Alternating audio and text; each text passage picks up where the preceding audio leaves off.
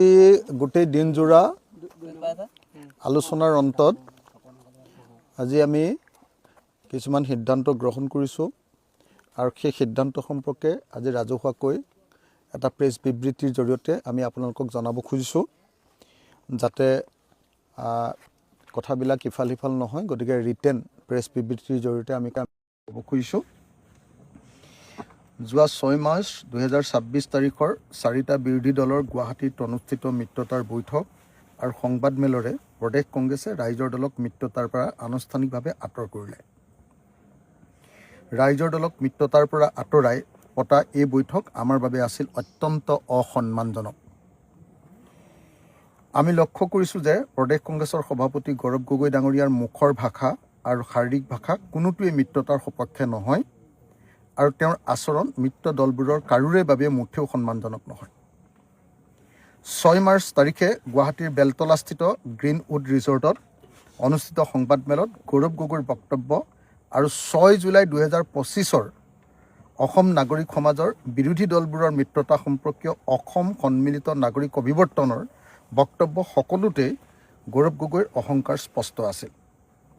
অসম সন্মিলিত নাগৰিক সমাজ অভিৱৰ্তনতো তেখেতে বিৰোধী দলসমূহৰ মিত্ৰতাৰ পক্ষত পোনপটীয়াকৈ একো কোৱা নাছিল আৰু যোৱা 6 মাৰ্চৰ 4টা ৰাজনৈতিক দলৰ সংবাদমেলতো ৰাইজৰ দলক মিত্ৰতাত অন্তৰ্ভুক্তিৰ বিষয়টো পোনপটীয়াকৈ একো নকৈ আমাৰ দুৱাৰ খোলা আছে জাতীয় পালমৰা বক্তব্যৰে বুজাই দিছিল যে প্ৰদেশ কংগ্ৰেছৰ সকলোকে একেলগে লৈ মিত্ৰতা কৰাৰ ক্ষেত্ৰত মুঠেও আগ্ৰহ নাই।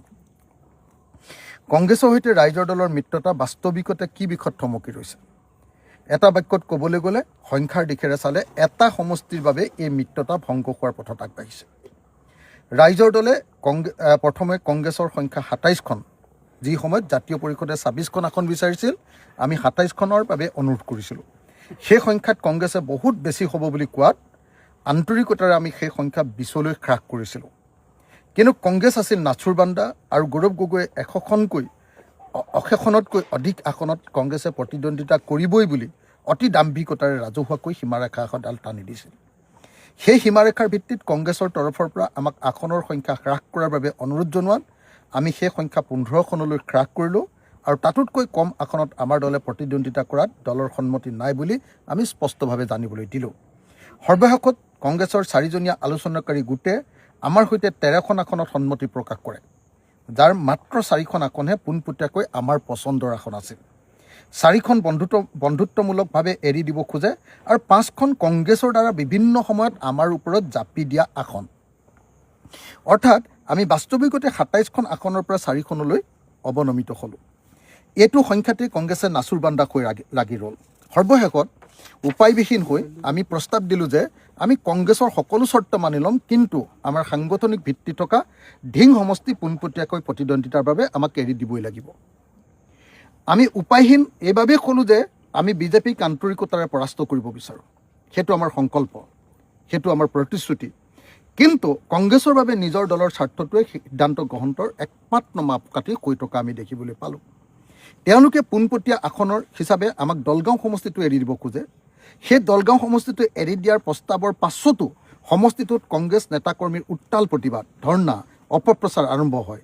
আনকি ৰাইজৰ দলৰ প্ৰাৰ্থীৰ বিৰুদ্ধে অসৌজন্যমূলক আচৰণ ৰাজহুৱাকৈ প্ৰকাশ কৰে, কিন্তু প্ৰদেশ কংগ্ৰেছৰ তৰফৰ পৰা তাক নিয়ন্ত্ৰণ কৰাৰ কাৰণে কোনো নিৰ্দেশ দিয়া আমি দেখা নাপালোঁ।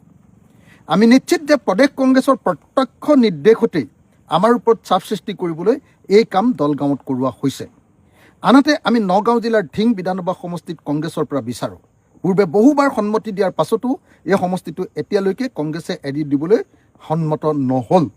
প্ৰদেশ কংগ্ৰেছৰ সভাপতি গৌৰৱ গগৈৰ দাম্ভিকতাৰে আমাৰ সকলো অনুৰোধ নস্যাৎ কৰিছে।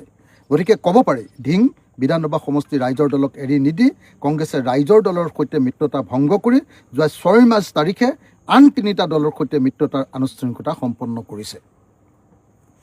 তাৰ পূৰ্বে আলোচনাৰ প্ৰক্ৰিয়া চলি থকা অৱস্থাত ৰাইজৰ দলক দলৰ চূড়ান্ত তালিকাৰ পৰা ডিমৌ, বৰচলা, মাৰ্ঘেৰিটা, দিছপুৰ, দুলীয়াজান আদি সমষ্টিৰ নাম অন্তৰ্ভুক্ত কৰি একপক্ষীয়ভাৱে কংগ্ৰেছৰ প্ৰাৰ্থিত্বৰ তালিকা প্ৰকাশ কৰিছে। তাৰ পাছতো আমি সংযম ৰক্ষা কৰি মিত্ৰতাত যাতে কোনো আউল নালাগে তাৰ প্ৰতি লক্ষ্য ৰাখি আমি বিবদমান সমষ্টিবোৰ বাদ দিহে প্ৰাৰ্থী তালিকা ঘোষণা কৰিলোঁ। ৰাইজৰ দলৰ বাবে ফেচিষ্ট সাম্প্ৰদায়িক শক্তিক পৰাভূত কৰাটোৱে প্ৰধান কথা। আমি বিশ্বাস কৰোঁ দেশ জাতি জনগণ এই সামন্তীয় কুশক্তিৰ পৰা উদ্ধাৰৰ বাবে সকলো এতিয়া ককবকাই ৰৈ আছে। এই সাম্প্ৰদায়িকতাবাদী অৰ্থাৎ বিজেপি ভুৱা ৰাষ্ট্ৰীয়তাবাদী আৰু উন্মত্ত এই উন্মত্ত শক্তিটোৱে দেশ এফালৰ পৰা বিক্ৰী কৰিবলৈ নামি গৈছে। দেশৰ সম্পদ পুঁজিপতি কৰ্পৰেট শক্তিক গোগ্ৰাসে চমজাই দিছে। জনতাৰ বজাৰ জনতাৰ হাতৰ পৰা কাঢ়ি নি কৰ্পৰেটবিলাকৰ হাতত এফালৰ পৰা দি দিছে। সিহঁতৰ নীতিৰ ফলস্বৰূপে দেশীয় ব্যৱসায়ীসকলৰ হাহাকাৰ হৈছে, ব্যৱসায় মন্দা হৈ গৈছে। বস্তুৰ মূল্য বৃদ্ধিয়ে আকাশলংঘী ৰূপ লৈছে। ইহঁতক যিকোনো মূল্যৰ বিনিময়ত ক্ষমতাচ্যুত কৰাটো প্ৰতিজন দেশপ্ৰেমিক নাগৰিকৰ কৰ্তব্য। সেইবাবে যি দলৰ লগত আমাৰ শত মতবিৰোধ আছে সেই কংগ্ৰেছৰ সৈতে যুক্ত ফ্ৰণ্ট গঠনৰ বাবে আগবাঢ়ি আহিছিলোঁ। তেওঁলোকে আমাক 2021 চনৰ বিধানসভা নিৰ্বাচনত দেশকৈ বিশ্বাসঘাতকতা কৰিছিল। কেৱল 8টা বিধানসভা সমষ্টিত লৈ আমি কংগ্ৰেছৰ সৈতে 2021 চনত জোটবন্ধনৰ বাবে সন্মত হৈছিলোঁ।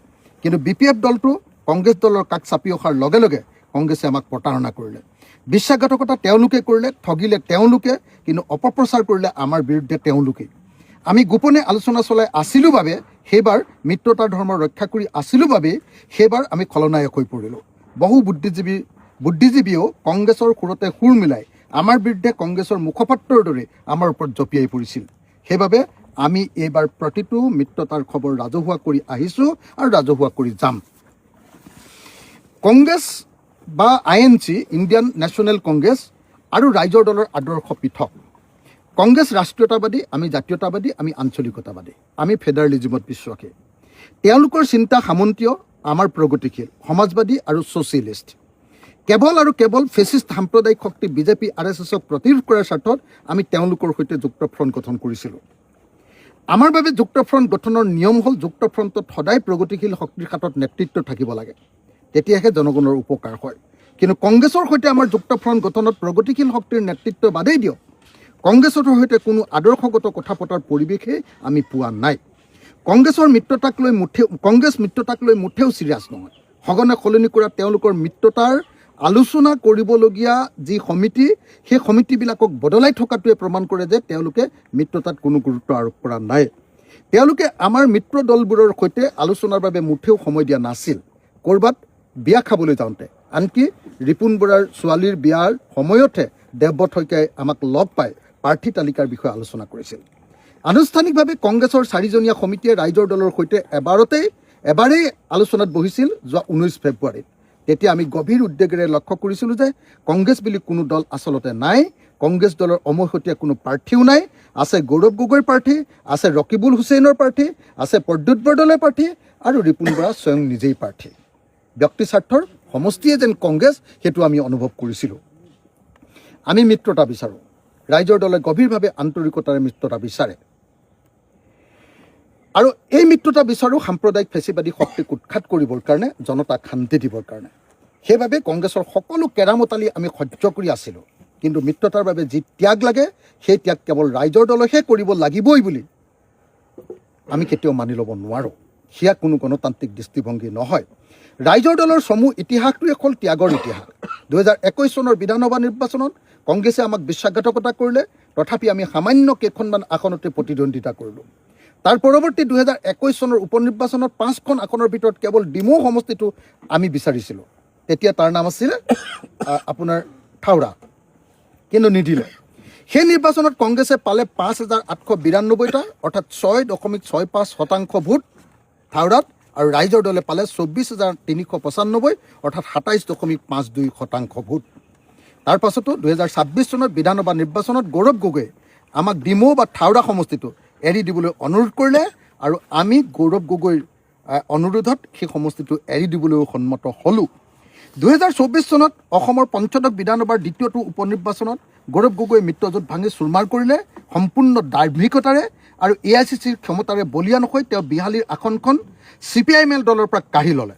তেতিয়ালৈকে কংগ্ৰেছৰ সদস্য পদ গ্ৰহণ নকৰা BJPৰ এজন সদস্যক কংগ্ৰেছৰ প্ৰাৰ্থিত্ব দি BJPৰ এজন অতি কেঁচা প্ৰতিদ্বন্দ্বীৰ হাতত গৌৰৱ গগৈ ধৰাশায়ী হ'ল। 2024 চনৰ লোকসভা নিৰ্বাচনতো ৰাইজৰ দলক এখনো আসন এৰি নিদিলে। আমি ত্যাগ কৰি দিলোঁ। ৰাইজৰ দলে সৰ্বোচ্চ কষ্ট কৰি যোৰহাট, নগাঁও, কৰিমগঞ্জ, ধুবুৰীৰ কংগ্ৰেছৰ প্ৰাৰ্থীক জিকোৱাত মনোনিৱেশ কৰিলোঁ। এখনক বাদ দি 3খন আসনত কংগ্ৰেছ জয়ী হ'ল। আমাৰ অভিজ্ঞতা হ'ল ৰাইজৰ দল মানে ত্যাগ ত্যাগ আৰু ত্যাগ।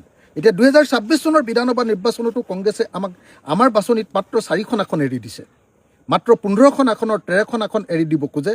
তাৰে 9খনেই কংগ্ৰেছৰ বাছনি আৰু সেই 9খনৰো 4খনেই বন্ধুত্বমূলক প্ৰতিদ্বন্দ্বিতাৰ বাবে। অৰ্থাৎ আমাৰ বাছনি 4খন আৰু কংগ্ৰেছৰ বাছনি 5খনকে ধৰি কেৱল পোনপটীয়াকৈ প্ৰতিদ্বন্দ্বিতাৰ বাবে আমাক দিয়া হৈছে 9খন সমষ্টিহে। এতিয়া 4খন বন্ধুত্বমূলক আসনৰ এখন ঢিং আমাক পোনপটীয়াকৈ এৰি দিলেই আমি সকলো ত্যাগ কৰি মিত্ৰতা কৰিবলৈ প্ৰস্তুত আছোঁ বুলি বাৰম্বাৰ আমি জনাই আহিছিলোঁ। কিন্তু গৌৰৱ গগৈ আৰু ৰকিবুল হুছেইনে ঢিং আমাক এৰি নিদিলে। আনসকলে এৰি দিয়াৰ পক্ষপাতি আছিল যদিও আনকি AICCও আমাৰ সন্মুখত ঢিং এৰি দিম বুলি ঘোষণা কৰিছিল। ক'বলৈ গ'লে ৰকিবুল হুছেইন আৰু গৌৰৱ গগৈৰ আকুৰগুজালিৰ বাবে আমাৰ এই মিত্ৰতা ভাগি গ'ল। আমি কৈছিলোঁ সকলো মিলি কংগ্ৰেছৰ বাছনি, ৰাইজৰ দলৰ বাছনি আৰু বন্ধুত্বমূলক 13খন আসন আমি 13খন আসনৰ পাছত অতিৰিক্ত আন 2খন আসন লৈ আমাক 15খন আসন দিলে হৈ যাব। কংগ্ৰেছে যোৱা 6 মাৰ্চত কিয় মিত্ৰতা ভাঙি দিলে? আমাৰ ৰাইজৰ দলৰ ইয়াত কিবা দোষ আছে নেকি? আমি স্পষ্টতাৰে কওঁ, আমি উদাৰ আছিলোঁ আৰু কংগ্ৰেছৰ সকলো উদ্ভট কথা বাৰ্তাত আমি মিত্ৰতাৰ স্বাৰ্থত সদায় সহ্য কৰি আহিছিলোঁ। কিন্তু কংগ্ৰেছে আমাক আত্মসমৰ্পণ কৰাব খুজিছিল, আমি আত্মসমৰ্পণ কৰিবলৈ সন্মত নহ'লোঁ। আমি মাত্ৰ 15খন আসনৰ তেনে সামান্য লক্ষ্য এটা দিছিলোঁ আৰু ন্যূনতম 59টা কৰ্মসূচী কমন মিনিমাম প্ৰগ্ৰেম এখন বিচাৰিছিলোঁ। গৌৰৱ গগৈয়ে কিন্তু কমন মিনিমাম প্ৰগ্ৰেম অৰ্থাৎ ন্যূনতম 59টা কৰ্মসূচী এখন কোনোপধ্যে ল'বলৈ ইচ্ছা প্ৰকাশ কৰা নাই।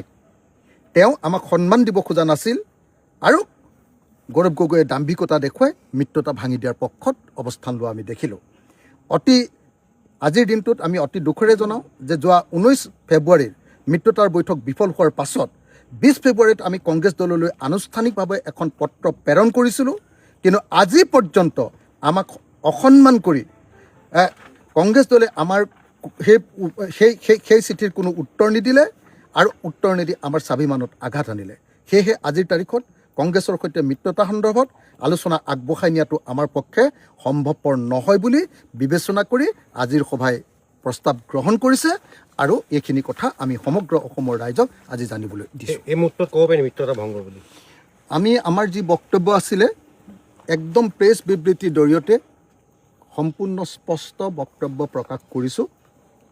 আমি অতি স্পষ্টকৈ কৈছিলোঁ যে আমি কেৱল আৰু কেৱল 15খন আসন বিচাৰিছিলোঁ। সেই 15খন আসনৰ 4খন আসনহে আমাক পোনপটীয়াকৈ আমাৰ নিজৰ আসন দিয়া হৈছে। আনহাতে কংগ্ৰেছৰ লগত 4খন বন্ধুত্বমূলক ফ্ৰেণ্ডলি কণ্টেষ্ট কৰাৰ কাৰণে তেওঁলোকে সন্মতি দিছে আৰু 4 8 হ'ল আৰু 5খন আসন তেওঁলোকে আমাক তেওঁলোকৰ বাছনিৰ পৰা জাপি দিছে। গতিকে এইটোতো কমপ্লিটলি অগণতান্ত্ৰিক কথা এটা। যি 13খন আসন সামান্য আসন 126খনৰ ভিতৰত যি 15খন আসন আমি বিচাৰিছিলোঁ তাৰে 13খন তেওঁলোকে দিব খুজিছিলে, তাতো তেওঁলোকৰ চইচৰহে আমাক বস্তুখিনি দিব খুজিছে।